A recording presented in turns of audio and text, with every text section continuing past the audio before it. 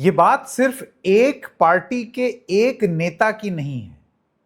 ये ऐसा नहीं है कि कोई एक नेता है जो इस तरीके का है या कोई एक पार्टी है जो इस तरीके की है।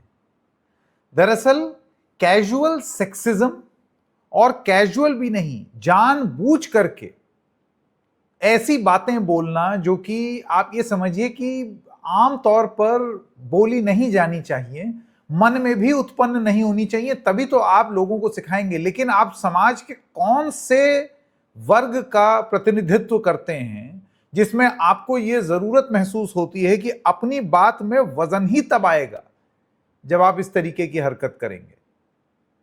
यह पूरा मामला क्या है, किस तरीके से पहले संदीप दीक्षित के मुंह से राहुल गांधी की मोदी की मिमिक्री पर अब शब्द निकले, ऐसी बात बोली उन्होंने जो नहीं बोलनी चाहिए थी, और उसके पलटवार में फिर परमानेंट डिफॉल्टर्स निशिकांत दुबे वो भी बोल गए।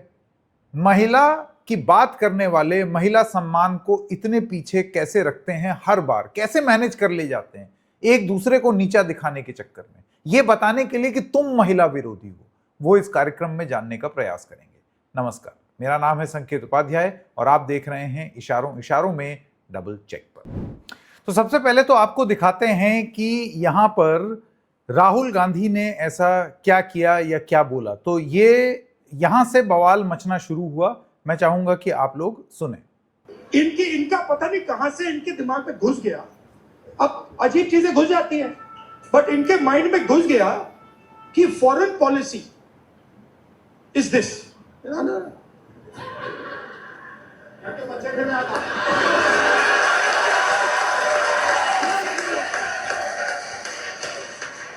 अब पता नहीं किसने डाला, कहां से घुसा भाई। फॉरेन पॉलिसी का मतलब imagine the ignorance. Foreign policy एक चीज पूछ सकता हूं? हाँ, मिलनी समझ के तो नहीं पकड़ा था? I have not reached there yet. But तो ये आपने सुना, दरअसल ये पूरा प्रकरण था। यहां पर दो चीजें बतानी बहुत जरूरी है, और वो ये है कि राहुल गांधी का नरेंद्र मोदी की झप्पी डिप्लोमेसी, यानी कि उनका गले लगना, जैसे कि वो आ करके ऐसे करके मोदी जो गले लगते हैं हर किसी से, उसको लेकर के कांग्रेस आलोचना भी करती है कि ये क्या खी कूटनीति है, खी डिप्लोमेसी है। अब क्या है कि इस सब चीजों का मजाक उड़ जाना, इसमें कोई दिक्कत नहीं है। एक मजबूत लोकतंत्र अपने लोकतंत्र की ताकत इस चीज से निकाले या समझे कि उसमें मजाक कितना खुल करके हो रहा है। हां, लेकिन मजाक की भी सीमाएं होती हैं।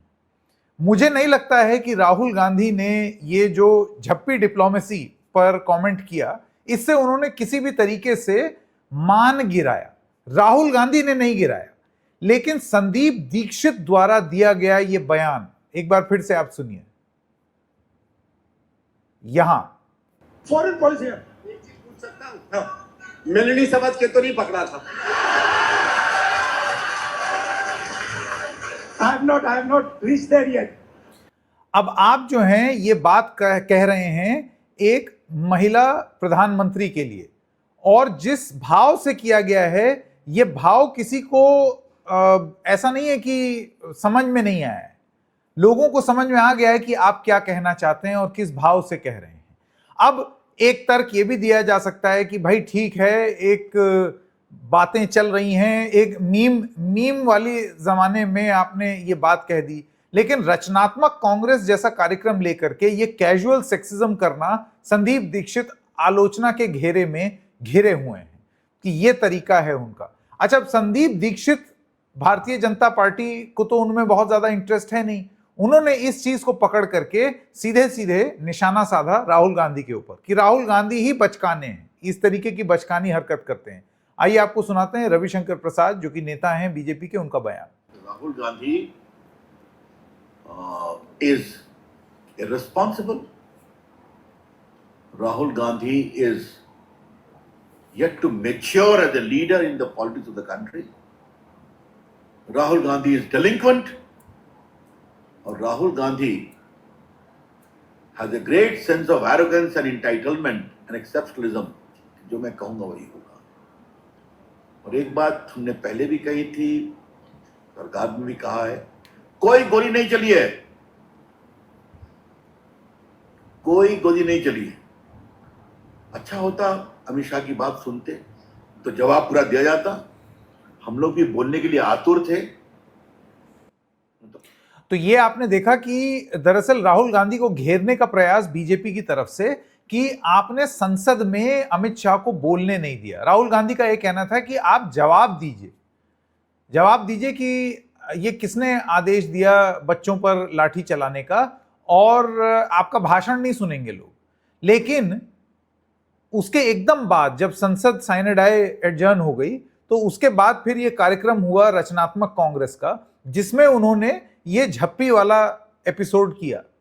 और इस झप्पी वाले एपिसोड में ये झप्पी की बात तो हो रही थी, और मैं व्यक्तिगत रूप से नरेंद्र मोदी की हग डिप्लोमेसी पर अगर कोई इस तरीके से नाटकीय या मजाकिया अंदाज से भी अगर बोल रहा है, मैं इसको अपने आप में बुरा नहीं मानता हूं। भाई क्या दिक्कत है अगर आप हग डिप्लोमेसी पे बात कर रहे हैं? अगर नेता विपक्ष ये कह रहा है कि आपकी पूरी डिप्लोमेसी जो है वो गले लगने तक सीमित रह गई है, तो ठीक है, इसको आलोचना की तरह लीजिए, इसमें तो कोई वो बात नहीं है।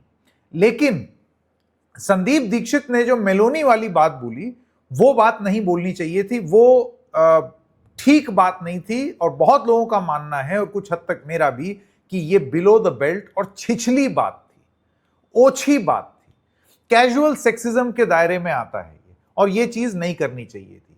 लेकिन तुम डाल डाल मैं पात पात, अगर संदीप दीक्षित हद पार करें तो फिर बीजेपी आलोचना करते हुए हद पार ना कर जाए, ये कैसे हो सकता है?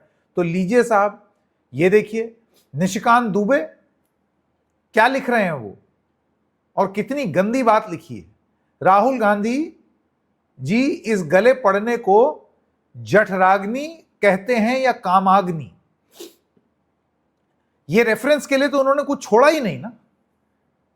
आप जैसे देखें यहां पर यासिर अराफात से वो इंदिरा गांधी हाथ मिला रही हैं, और उधर फिडेल कैस्ट्रो ने गले लगाया इंदिरा गांधी को। और अगर आप ये पूरा वीडियो देखेंगे तो उसमें आप ये देखेंगे इंदिरा गांधी पहले हाथ ऐसे आगे करती हैं, और फिर उसके बाद ये कहा जाता है कि हाथ नहीं, वो आपसे गले लगेंगे, तब ये गला मिलन होता है। लेकिन वो आप एक बार को छोड़ भी दीजिए, राहुल गांधी जी इस गले पड़ने को जठराग्नि क्या होता है? बेसिकली पेट में जैसे डाइजेशन, आपको ताकि डाइजेशन हो जाए, खाना पच जाए, आप ये कहेंगे, या जरा शब्द भाषा देखिए, बीजेपी के सांसद हैं ये, कामाग्नि।